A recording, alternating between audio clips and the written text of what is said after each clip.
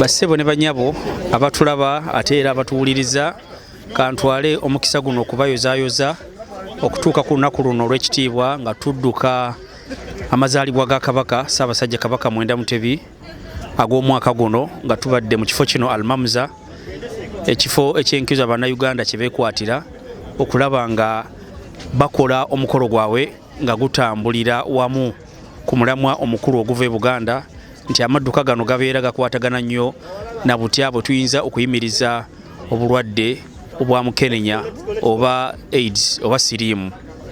Era mulimu munene nnyo ogukolebwa, kye tusaba abavubuka tukwatire wamu okulaba nga tukomya okutambuza n'okusaasaanya obulwadde nga tutunulidde omwana ow'obuwala naffe abaana b'obulenzi, kubanga ffe bakabusomba ne tubuuzunza ne tubuuza eno n'eno, naye bwe tulekeraawo kiba kitegeeza nti tuba tuyimiriza virus eyo okutambula. Omulimu gwe twakola omunene nnyo mu COVID ne tuyimiriza, era gwe tulina okukolera ddala wano okulaba nga tetutambuza bulwadde buno. Ekyokubiri, engeri gye twakamaliriza okusiiba, kanjozeyoze baganda baffe abasiraamu okumaliriza okusiiba n'okusaala Salatul Eid n'okwebaza buli omu yenna abaddeko n'omulimu omulungi gwakola mu kisiibo nga okulabirira baganda baffe ababa tebasobodde kufuna kyakulya ne tuba nga tubatuusaako ekyokulya. Ekyo kya bbeeyi kye mukoze tekikomyawo, mbasaba tugende mu maaso nga tunoonya essanyu, nga tuyingiza essanyu mu bifuba by'abaganda baffe by'abanyennaffe okulaba nga nabo bafuna ekyokulya. Kyonna ky'oba osobodde kyakunywa kyakulya okumuyamba mu mbeera yonna yonna. Oyinza okumuyamba ng'omulagirira bulagiriza wali mulimu n'agendawo n'atandika okukola, ekyo ky'oba okoze nakyo kiba kirungi nnyo. Era ne neebaza abantu ba Abu Dhabi omulimu gwe mwakoze okulonda abakulembeze abagenda okubatwala mu ebbanga lino okutuusa gye binaatuuke, naye bwakiri mwalaze ekifaananyi kirungi. Okulonda kwabadde kulungi nnyo, temwabaddemu kintu kira kyonna nga kusikangana miguwa. Kale mwalaze maturity oba obukulu n'okulaga nti muli abantu abakuguse mu mbeera ey'ekikugu. Kale ekyo kirungi nnyo. Nkubiriza Bannayuganda mwenna gye muli okubeera n'empisa. Buli wobeera n'empisa ye bendera yaffe okweyongera waggulu. Tubeere abantu ab'empisa, kituyamba okulaakulana, kituyamba okwagalana, kituyamba n'okwagalwa wonna gye tuba tuli, kubanga omuntu buli wabeera n'empisa abeera ayagalwa nnyo.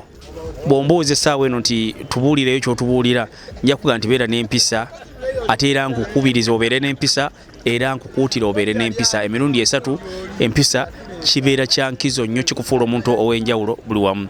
Tubeere abantu abawangaala mu bumu.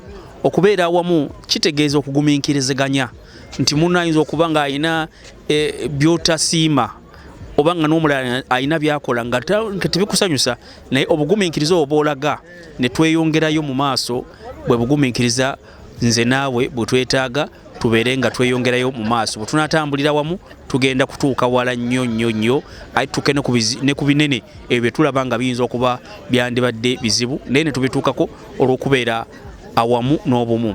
Era mu kaseera kano nkubiriza abafumbo mwenna nti obufumbo ddala ddene lyoba otuuseeko, kitiibwa kya njawulo ekibeera mu community gy'obeerako, kikuume. Bw'oba olinayo byosowaganye ne munno, mubimalire mu kisenge, mutuule wansi mukkaanye mumalire mu kisenge, kubanga mmwe ekyokulabirako ekyabalala batanaba kufumbirwa nabo bwe balaba nga munyumiddwa muli mu ssanyu ejjereere, oba oli awo bajja kutandika nabo okwegomba okufumbirwa. Ate mu mbeera y'okulwanyisa obulwadde tulina kufumbirwagana ne community okukula, era tulina kufumbirwagana na bano abaana betuwangaala nabo wano. N'olwekyo mbakubitira ne mbakubiriza okufumbirwagana n'obugumiikiriza mu bufumbo. Ekirala kyenyinza okukubiriza Bannayuganda kikwatagana n'enneeyisa ffe gye tweyisaamu, nga bikwatagana ne passport yaffe. Passport si zaffe tuziwe ekitiibwa. Ekitiibwa ky'owa eggwanga kirabika ku passport engeri gy'ogiyisaamu. Bw'oba onoogitunda n'ogiribaga kitegeeza nti n'eggwanga lyo toliwadde ekitiibwa, naye passport bw'oba ogikuumye bulungi kiraga empisa z'olina naawe nga ggwe omuntu. Kati bw'onookuuma passport y'obulungi kijja kuyamba, naye etteeka eppya eryafulumye, passport bw'eba ebuze olina kutambula n'ofuluma wano n'ogenda n'obigobako ng'oli Uganda.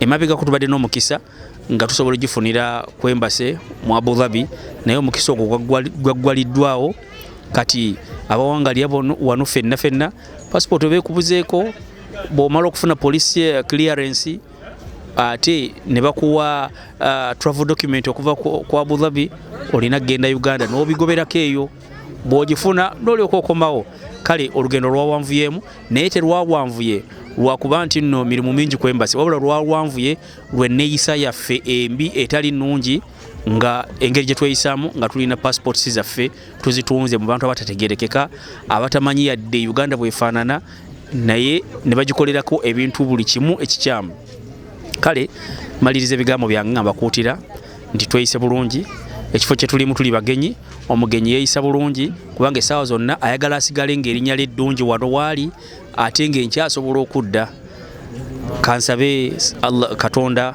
abeere nga awangaza Ssaabasajja Kabaka amuwa obulamu obulungi ate naffe atuwe obugumiikiriza ku bakulembeze bonna tubeere abagumiikiriza tweyise bulungi oba oliawo byonna tujja kubifuna mu maaso awo Ssaabasajja Kabaka awangaale.